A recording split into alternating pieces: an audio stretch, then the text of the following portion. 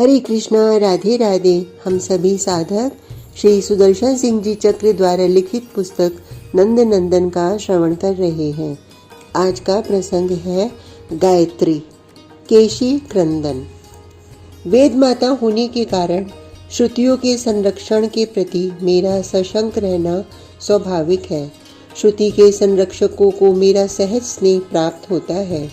वेद, ब्राह्मण, गौ तथा सुर की रक्षा के लिए श्री हरि बार बार पृथ्वी पर पदार्पण करते हैं, किंतु जब से असुर हैग्रीव ने प्रलयावधि में वेदों का हरण किया, मुझे असुर घोटकों से अधिक आशंका हो गई है।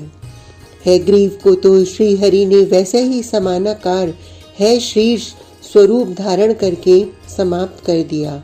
वेद पुनः ब्रह्मा को प्रदान किए, किंतु असुर अश्वों की परंपरा समाप्त नहीं हुई। यही मेरी चिंता का कारण है। सबसे अधिक बड़े आश्चर्य की बात यह है कि यह विपत्ति स्वयं सुरराज शक्र के कारण आई है। शक्र का अश्व सेवक कुमुद यदि देवराज के घोटक पर मुग्ध होकर एक दिन आरूढ़ हो ही गया था तो कौन सा अनर्थ हो गया, किंतु इंद्र ने क्रोध में उसे शाप दे दिया। तूने मेरे अश्व पर आरूढ़ होने की धृष्टता की है, अतः असुर अश्व हो जा। कुमुद स्वर्ग का अधिकारी था, अत्यधिक पुण्य प्रारब्ध था उसका। अब वह असुर हुआ तो अवश्यम भावी बात थी कि अत्यधिक शक्ति प्राप्त कर लेगा। सत्वमूर्ति सुरों में जो रह सकता था उसे शाप देकर असुर बनाया जाएगा तो उसकी शक्ति अवश्य असही हो जाएगी। अब इंद्र उसी अश्व से आतंकित रहता है। केशी जब सिर उठाकर हिनहिनाता है, वज्रपाणी सुर राज को सुरों के साथ संत्रस्त होकर स्वर्ग से भागकर सुमेरु की गुफाओं की शरण लेने की सूझती है। मुझे सुरों की इतनी चिंता नहीं है। सुरों की सुरक्षा का दायित्व सृष्टिकर्ता पर है। मेरी चिंता है श्रुतियों के संबंध में और श्रुतियों के संरक्षक वेदज्ञ ब्राह्मणों के संबंध में। इस केशी को कौन मारेगा? यह तो अमर था शापित होने से पूर्व ही। अब यदि यह कल्पांत तक रह जाता है, प्रलय की रजनी में परिश्रांत निद्राधीन ब्रह्मा से वेदों को इसके द्वारा हरण किए जाने से कौन बचाएगा? कंस ने केसी को पराजित करके भी प्रधान सेनापति बना लिया और मथुरा लाकर स्वच्छंद निवास करने की आज्ञा दे दी। यह दुष्ट असुर अश्व ब्रिज के पार्श्व में वन में फंस गया। इस नरभक्षी घोटक ने उस वन के दूसरे पशु तो खा ही लिए, उधर से आने वाले अनजान यात्रियों को भी आहार बना लिया। इसका आवाज भूत वन कंकालों से भर गया। गौद, कंक, चीले और श्रृगाल जैसे शूद्र उच्छिष्ट मांस भक्षी प्राणी बस गए। इससे आसपास जो इसके आखेट के खा लिए जाने पर अवशेष से अपनी उदर पूर्ति करने के कारण अनजान में ही इस पर आश्रित हो गए थे। फलतः केशी चलता था तो ऊपर गिद्धों चीलों का समूह मंडराता साथ चलता था। श्रृगालों के यूथ इससे थोड़ी दूर छिपे इसका अनुगमन करते थे। नरभक्षी केशी का निवास भूत वन अगम्य हो गया। आहार के लिए केशी को दूर दूर तक धावा करना पड़ने लगा। ऋषियों के आश्रम, वानप्रस्थ विप्रों के कुटीर इस असुर के आक्रमण से अधिक ध्वस्त होने लगे। मैं कितना भी क्रोध करूं, स्वयं मैं तो संसार में कुछ करती नहीं। जब तक कोई अधिकारी सविधि जप करके मेरी सानुकूलता न प्राप्त कर ले। मैं शक्ति प्रदान करती हूँ, असीम शक्ति दे सकती हूँ।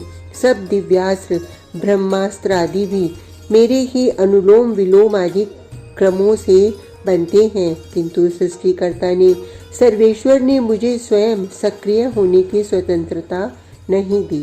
दी भी होती तो मैं क्या कर सकती थी, और किसी अधिकारी का अपनी ही ओर से अन्वेषण करके उसे शक्ति संपन्न कर दूं तो भी क्या होना है। केशी अमर है, अमर को केवल अविनाशी मार सकते हैं, मैं तो मार नहीं सकती। कोई अमर सुर भी मार नहीं सकता। मुझे आश्वासन प्राप्त हुआ जब स्वयं परात्पर परम प्रभु प्रकट हुए पृथ्वी पर। अब ये भूभार हरण करने पधारे हैं तो मेरी विपत्ति बची नहीं रहेगी। गोकुल से ये वृंदावन आए तो मैं और आश्वस्त हो गई, क्योंकि असुर अश्वकेशी अब बहुत दूर नहीं बचा था। देव ऋषि नारद ने कंस को यह सूचित करके कि बलराम और कृष्ण वसुदेव के पुत्र हैं, श्री कृष्ण देवकी के अष्टम पुत्र हैं, जिन्होंने कंस के अनुचरों को मारा, उसे अत्यंत व्याकुल बना दिया। वह पहले से संदेह करने लगा था कि उसका काल ब्रिज में नंद भवन में ही है। अब देव ऋषि ने दृढ़ कर दिया इस बात को। देव ऋषि भयभीत न कर देते तो वह तत्काल वसुदेव देवकी को मार देता। उन दोनों को पुनः बंदी किया उसने और केशी को तत्काल मथुरा बुलाकर ब्रिज भेज दिया। कंस अब अपनी विपत्ति को किसी प्रकार बचे नहीं रहने देना चाहता था। वह यही सब कर रहा था जो मृत्युग्रस्त प्राणी प्रारब्ध प्रेरित अपने मरण के सब संयोग प्रस्तुत करने के लिए करता है और समझता है कि वह सुरक्षा के साधन संग्रह कर रहा है। कंस कुछ भी करे, मेरी इसमें कोई रुचि नहीं। अब यह तो स्वयं अपनी मृत्यु को आमंत्रित करने के लिए अक्रूर को नियुक्त कर चुका। मेरी रुचि है केशी के निधन में। यह असुर घोटक मर जाए तो मैं वेदों की सुरक्षा की ओर से निश्चिंत हो सकती हूँ। मथुरा में कंस की मंत्रणा सभा में केशी रात्रि के प्रथम प्रहर में लौट सका। अपने वन में इसने रात्रि व्यतीत की। अपने आसुरी स्वभाव के विपरीत प्रातःकाल शीघ्र उठा और ब्रिज की ओर चल पड़ा। आसन्न मृत्यु प्राणी ऐसे ही अपने सहज स्वभाव के प्रतिकूल आचरण करने लगते हैं। केशी अनेक दिनों से आहार न मिलने से भुक्षित था। कंस ने भी कुछ दिया नहीं, उल्टे एक प्रतिबंध लगा दिया। नंद पुत्र को पहले समाप्त करने के अनंतर वहां चाहे जितना आखेट करना, किंतु उससे पहले और किसी को मारना मत, केवल आतंकित करना औरों को। मैं जानता हूँ कि तुम भर पेट खा लेने पर शिथिल हो जाते हो, तुम्हें सो जाने की सूझती है। तुम्हारी इसी दुर्बलता के कारण मैं तुम्हें पराजित कर सका था। मैंने तुम्हारे सम्मुख तब तक साधारण सैनिक और अश्व भेजे जब तक तुम उनका भक्षण करते रहे। जब तुम्हारे पेट भर जाने का अनुमान हो गया तब मैं तुम्हारे सम्मुख गया और तुम मुझसे पराजित हो गए थे। पुनः यही भूल ब्रिज में मत कर बैठना। बुभुक्षित केशी के लिए बड़ा कड़ा था यह प्रतिबंध, किंतु उसे कंस की सम्मति उचित प्रतीत हुई, जिससे कंस भी कतराता है। सम्मुखहीन होने में उसके सम्मुख संघर्ष श्रांत आहार शिथिल होकर पहुंचना भयावह हो सकता है। मेरी दृष्टि केशी पर ही लगी थी। ब्रिज में वह बड़े प्रातःकाल सूर्योदय के तनिक ही पहुंचा। अवश्य उस असुर को श्री नंद नंदन के करों से मोक्ष ही मिलना है। मरण के लिए इसे यह फागुन कृष्ण एकादश का पुण्य काल प्राप्त हुआ और अब तो मैं निश्चिंत जानती हूँ कि इसे क्षण तिथि भी एकादशी ही प्राप्त होनी है। ब्रिज धरा तो इसे प्राप्त हो ही गई है। असुर होकर भी धन्य है यह। स्वर्ग में बना भी रहता सुरेंद्र का सेवक ही तो था। शक्र का शाप इसके लिए सद्गति दाता वरदान बन गया। सर्वेश्वर स्वयं इसे सद्गति देंगे। अपने खुरों से मानो संपूर्ण भूमि खोद कर धर देगा, इस वेग से केशी आया। देवताओं के गगन में स्थित विमान इसके सटाघात से अस्त व्यस्त हो उठे। इसके हींसने के भयानक शब्द से संत्रस्त देवता भागने लगे। कज्जल कृष्ण पर्वताकार शरीर, विशाल नेत्र, भयानक कंदरोपम खुला मुख, लंबी गर्दन, साक्षात यमराज का वाहन महिष जैसे आज अश्व बन गया हो। गोप भागे पथ में से, सब पुकारने लगे, नरभक्षी अश्व आ गया, भागो भाग जाओ मार्ग में से, भवनों में भागो, द्वार बंद कर लो। गोपों ने छूटे पशु पुनः गोष्ठों में ढांक कर बंद किए और पशु भी भयाक्रांत चिल्लाने लगे, किंतु केशी चाहे जितना भूखा हो भूल नहीं कर सकता। यह किसी की ओर देखता नहीं है। इसे बालक चाहिए, कंस का बताया पीत वसन मयूर मुक्ति तमाल नील बालक। केशी नंद ब्रिज की बीथियों में प्रचंड वेग से दौड़ रहा है। हिन हिनाता उसी बालक को ढूंढता दौड़ रहा है। पथ पर कोई बालक नहीं दिखता। बालक सब नंद भवन पहुंच गए। गोपों ने पशुओं को पुनः गोष्ठों में अवरुद्ध कर दिया। केशी दौड़ रहा है, दौड़ता जा रहा है, कोई बालक उसे कहीं दिखता नहीं। श्री ब्रिजराज कुमार सखाओं के साथ कलेऊ कर चुके हैं। मैया ने श्रृंगार कर दिया है, अब गोचारण के लिए निकलने ही वाले हैं। यह लकुट उठाने से पूर्व अश्व की हिनहिनाट कैसी? यहाँ किसका अश्व आया? यह तो असाधारण उग्रतम हेषित है। कुतूहलवश कृष्णचंद्र भवन में से दौड़कर पथ पर आ गए। गोपों ने पुकारना प्रारंभ किया, कृष्ण दूर भागो, भागो श्याम सुंदर, यह भयानक मानव भक्षी असुर अश्व है, दूर भागो, भागो भवन में। कृष्णचंद्र कहाँ ऐसी पुकार किसी की सुनते हैं। इनका स्वभाव केवल आर्त पुकार, अपने लिए आर्त होकर कोई पुकारे तो सुनने का है, अथवा कोई प्रेम पिपासु प्राण पुकारे तो सुनते हैं। अपने स्वजन आतंकग्रस्त होकर दूर भागने को पुकारे तो ये सुनेंगे। ये नंद नंदन जो सुरर्षि के श्रद्धा सहित श्रुति सूक्तों का स्तवन भी नहीं सुनते। केशी केवल हिन हिना सकता था, किंतु कृष्णचंद्र के कंठ से जो सिंहनाद के समान गर्जना निकली, कांप गया असुर भी उससे। ये तो जैसे इतने विशाल काले अश्व को देखकर प्रसन्न हो गए हों। इस प्रकार पुकारा, कहाँ भागा जाता है? आजा, मैं यहाँ खड़ा हूँ। केशी आगे बढ़ गया था। आह्वान सुनते ही पलटा, यही है वह बालक, तमाल नील पीत वसन मयूर मुक्ति, अवश्य यही है। इसी को तो केशी अन्वेषण कर रहा था। यह स्वयं न आ जाए, स्वयं न पुकारे तो कोई इसे अन्वेषण करके कभी पा सका है।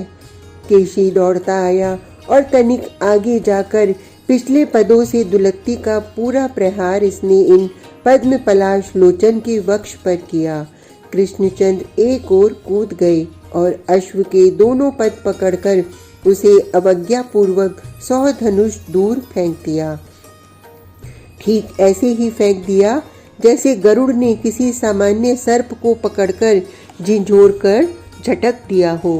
केशी अमर नहीं होता तो अवश्य मर गया होता। अश्व के लिए गिर जाना अस्थि भंग कारक बन जाता है। केशी की अस्थियां चूर्ण हो गई होती। वह भारी धमाके के साथ गिरा था, किंतु असाधारण अश्व था। अमर असुर अश्व गिरते ही उठा, केवल किंचित मूर्छा आई थी उसे। उठते ही क्रोधांध मुख फाड़कर दौड़ा श्री कृष्ण की ओर। कोई अमर यदि अविनाशी का अंग आत्मसात करना चाहेगा तो क्या होगा? अमर भी ससीम ही होता है।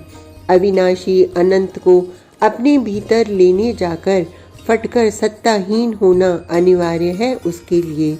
यही हुआ केशी के साथ। वह मुख फैलाए आया तो ब्रिजराज कुमार ने मुस्कुराते हुए वाम करके मुट्ठी बांध ली और वह बाहु केशी के मुख में ऐसे प्रविष्ट हो गई जैसे सर्प स्वयं बिल में चला जाए।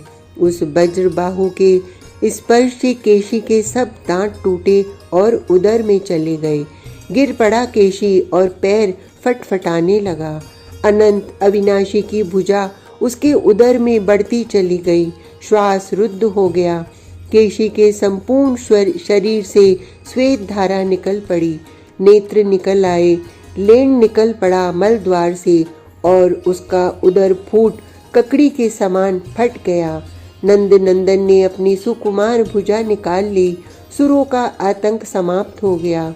वे सुमन वृष्टि करने लगे। उनका आतंक केशी तो अब गोलोक गया, श्याम सुंदर का अश्व बनकर।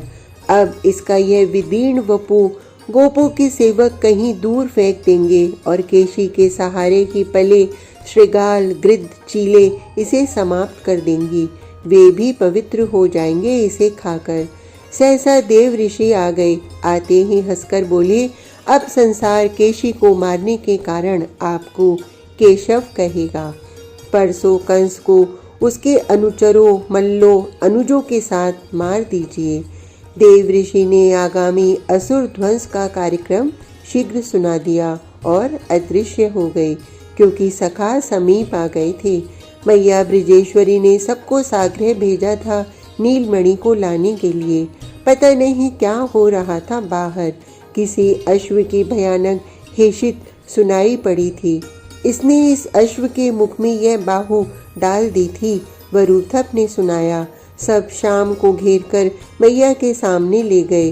अब भी वाम भुजा अश्व के श्लेष्मा से क्लिन्न है। उसने तुझे काटा तो नहीं? मैया सशंक अपने नीलमणि की भुजा देख लेना चाहती है। मुझे काटता? मुझे तो कोई भी नहीं काटता। अब ये स्वयं आश्चर्यपूर्वक अपनी ही भुजा देखने लगे हैं, जैसे कोई इन्हें काट भी सकता है। यह संभावना ही आश्चर्यजनक है। सचमुच कोई परिपूर्ण अखंड अविनाशी को काट कैसे सकता है? ये तो भोलेपन से कहते हैं। बतलाऊं? अब तो बतलाना रहने दे। मैया जानती है कि बतलाने के नाम पर उनका लाल श्वान, मार्जार या किसी भी पशु के मुख में कर डालने लगेगा। मुझे यह बाहु धो लेने दे। यह कितनी मलिन हो गई है। तुझे गोचारण के लिए गाय पुकारने लगी हैं। सचमुच अब गायों ने, वृषभों ने एक साथ गोष्ठों में से हुंकार करना प्रारंभ कर दिया है। गोपों को भी लगता है कि बालक पहले पशु लेकर वन में चले जाएं, तब मृत असुर घोटक के शव की व्यवस्था करना ठीक होगा। सब अपने गोष्ठों के द्वार उन्मुक्त करने चले गए। गोपाल को भी वन में जाने की शीघ्रता है। मैया इनकी वाम भुजा धोकर पहुंचकर भली प्रकार देखने में लगी है और ये उसे छुड़ाकर लकुट लेकर वन में सखाओं के साथ जाने को आतुर है। आज का प्रसंग इतना ही। कल तक के लिए हरे कृष्णा, राधे राधे।